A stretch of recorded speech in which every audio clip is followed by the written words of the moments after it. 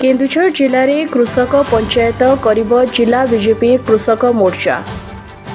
गुरुवार दिन ओडिशा बीजेपी कृषक मोर्चा राज्य सभापति महेश्वर साहू केन्दुझर जिला बीजेपी कार्यालय ठारे एक सांबादिक सम्मेलन करी ओडिशा चाषी उन्नति पई मोदी ग्यारंटी कथा कहिथिले। ओडिशा रे सरकार आसिले धानर सहायक मूल्य क्विंटाल प्रति 3100 टंका दियाजिवो। प्रति ब्लॉक रे शीतल भंडार कराजिवो। कृषक समस्त चाष जमी को जलसेचित कराजिवो।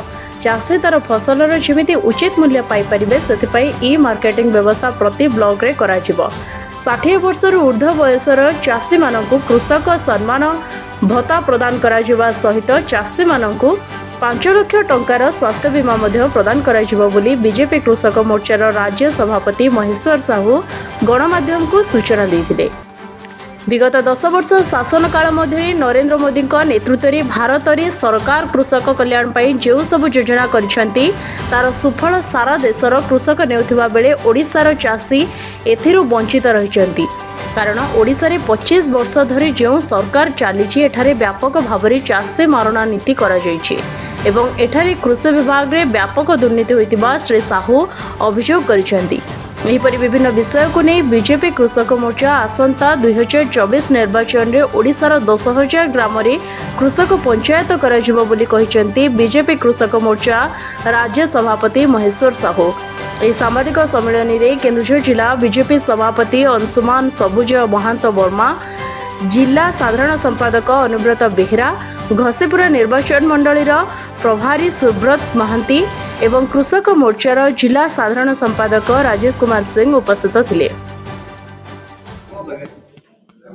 देखंतु राज्य सरकार को जो प्रतिश्रुति थिला प्रत्येक ब्लॉक रे शीतल भंडार हबो आम जिल्ला रे 13टा ब्लॉक रे वर्तमान पर्यंत से काम आगे पारि नाही एवं रिसेंटली आपण माने देखुथुए जो प्रतिश्रुति थिला कालिया योजना 2019 रे जो प्रतिश्रुति थिला प्रत्येक अंचल लोक मानू कालिया योजना उपकृत करिवो से कथा मध्य पहुंची पारि नाही। जो विषय थिला 10,000 प्रत्येक परिवार को दबु ताकू 4,000 को नहीं आछंती जेतिकी लोक पाइबा कथा तार अधा लोक पाउ नाहंती एवं इरिगेशन रे जो 35% चाष जमी को इरिगेटेड करिया कथा ता मध्य करिवारे राज्य सरकार विफल हिची। तेणु आमे तल स्तर को जीवा पई आम 2024 निर्वाचन रे लढिया पई लोकों पाखरे पहुंचिया पई चाषी मानन को मोटिवेटेड करिया पई चाषी मान को पाखरे कहिया पई आम पाखरे प्रकृष्ट उदाहरण अछि। आमे विभिन्न विषय नै कि तांको पाखो को जाई परिबो एवं कहि परिबो। देखंतु हमरो बीजेपी कृषक मोर्चा आसंता 2024 निर्वाचन रे ओडिशा रे 10,000 जगह रे आमे कृषक पंचायत करिबु 10,000 ग्राम रे एवं ग्राम्य परिक्रमा कार्यक्रम कराजिबो। भारत वर्षर लोकप्रिय प्रधानमंत्री नरेंद्र भाई मोदी तांकर 10 वर्ष शासन काल रे जो कृषक कल्याणकारी योजना करचंती एतिरे सारा भारत वर्षर चाषी माने यार लाभ पाउथला बेले ओडिशा चाषी माने वंचित अछंती। कारण एटी 25 वर्ष धरि की जो नवीन सरकार अछि एटी व्यापक भाव में चाषी मारण नीति कराई एवं एथिरे कृषि विभाग रे व्यापक भाव में घोटाला होईची। ए विषय को लेकिन आमे आगामी दिन रे जो निर्वाचन रे ओडिशा 10,000 जगह रे आमे कृषक पंचायत करिवु एवं ग्राम परिक्रमा कार्यक्रम करिवु।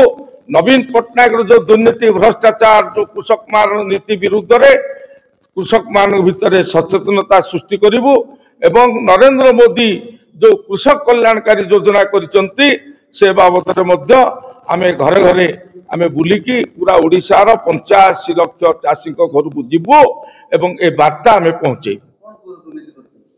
दुर्नीति ओडिशा रे जो आपण कृषि जंत्रपाति जो केंद्र सरकार रोची से व्यापक भाव में घोटाला होती। तार उदाहरण होची रेमुनार जो विधायक अछंती बीजेडी रो से 18 कोटी रु अधिक टंकार कृषि जंत्रपाति कारबार रे घोटाला होइतिबार निजे विजिलेंस डिपार्टमेंट कहछंती एवं जो कृषि ऋण जो दिया जाउची से व्यापक भाव में जालियाती निजे खोद कृषि मंत्री निर्वाचन मंडली 8गढ़ रे व्यापक भाव में ये सब विषय को लेकिन आमे पूरा जीवु एवं अभावी धान किना कारबार एवं कृषि आसुवा कोटी कोटी टंका जो प्रधानमंत्री सिंचाई योजना अन्य योजना किभଳି भाବରେ हरलुट କରାହଉଛି ଓଡ଼ିଶାରେ से बाबद आम चाषी मान पाखक जीवु एवं कृषक पंचायत करूँ। भारतीय जनता पार्टी आम सरकार को आसिले ओडिशा रे चाषी मान को धान क्विंटाल प्रति 3100 टंका दिया प्रति ब्लॉक रे शीतल भंडार करा एवं समस्त जमी को आमे जलसेचित करिवो एवं चाषी मानकर फसल ठीक भाव में जमी उचित मूल्य पाइबे बिकिबे से ई मार्केटिंग सिस्टम प्रति ब्लॉक रहब व्यापक भाव में चाषी मान को व्यवस्था करा एवं कृषक मानकर जो स्वास्थ्य जो सेवा पाई 5 लाख टंका लेखाएं व्यवस्था करा एवं 60 वर्ष अधिक चाषी मान को आमे कृषक सम्मान भत्ता प्रदान करा। केन्दुझरु संग्राम किशन मिश्र रिपोर्ट के पब्लिक न्यूज।